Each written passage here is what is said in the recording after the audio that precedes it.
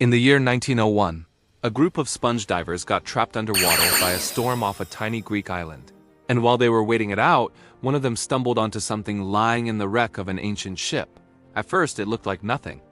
A corroded lump of bronze, crusted with 2,000 years of rock and rust, barely holding its shape. Nobody on that boat had any idea they'd just found something that would confuse scientists for the next 100 years.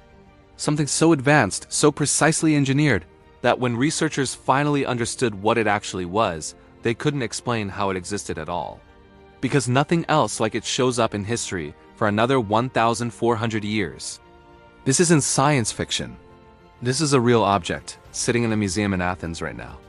And by the end of this video, you're going to understand why some scientists call it the closest thing the ancient world ever built to a computer. Now here's the part that's going to feel a little too familiar. Think about a moment when you found something, or someone that was clearly way ahead of where they were supposed to be. A kid who thinks in ways adults don't expect. An idea that feels too advanced for the room it's being set in. Something so far beyond its time that people around it don't know what to do with it. So they either ignore it, or they simply fail to recognize what they're actually looking at. That's exactly what happened to this object for most of the 20th century. It sat in a drawer, overlooked, underestimated, because nobody could believe ancient hands built it. For decades after it was pulled from that wreck, this lump of corroded bronze just sat in storage, mostly ignored, assumed to be some minor decorative fragment or a broken piece of scrap metal from the ship. Until one researcher looked closer and noticed something that shouldn't have been there. Gears. Tiny, precisely cut bronze gears, fused together after 2,000 years underwater, layered inside this object like the inside of a clock.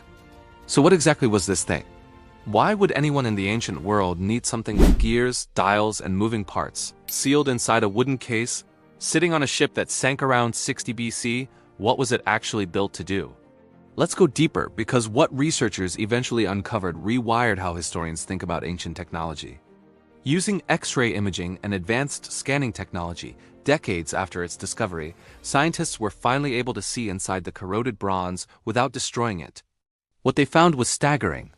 At least 30 separate interlocking bronze gears, some with teeth cut so small and so precise that replicating them with ancient hand tools seemed almost impossible.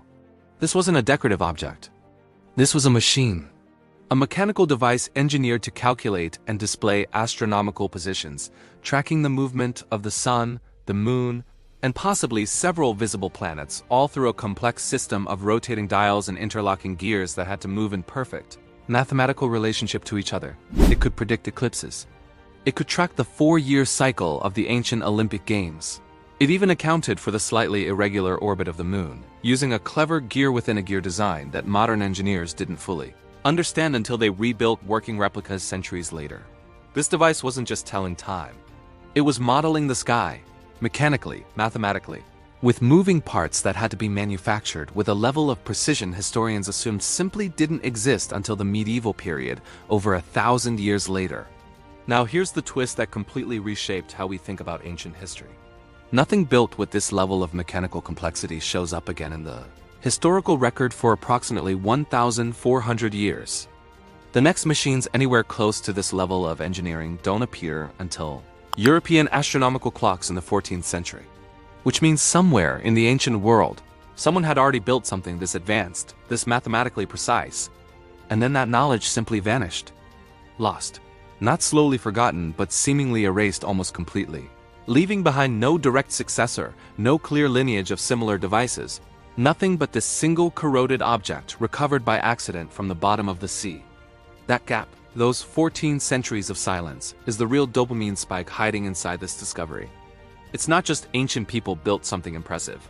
It's the unsettling realization that entire branches of human knowledge, entire lost technologies, can disappear completely, with no guarantee they'll ever be rediscovered.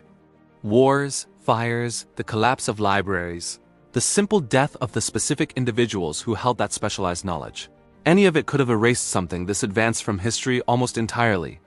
If a handful of sponge divers hadn't been forced underwater by a storm in exactly the right spot, this entire discovery might never have happened at all.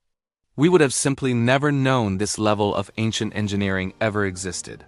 Today, researchers still don't know exactly who built it. Some evidence points toward the island of Rhodes, a known center for ancient astronomy and engineering at the time. But the true inventor remains unknown, an anonymous genius whose work outpaced their own era so dramatically that when we finally understood what they'd built, it forced historians to rewrite their assumptions about how advanced the ancient world truly was. Maybe that's the part worth sitting with longest. Brilliance doesn't always get remembered. Sometimes the most advanced ideas in any era get lost, not because they weren't real, but because history doesn't always protect what it doesn't yet understand. And it makes you wonder how many other Antikythera mechanisms are still out there right now, sitting quietly at the bottom of the ocean or in a drawer somewhere, waiting for someone to finally look closely enough to realize what they're actually holding. If this pulled you in, hit subscribe, because history keeps hiding things like this in plain sight, and some of what's still waiting to be found might be even more incredible than this one.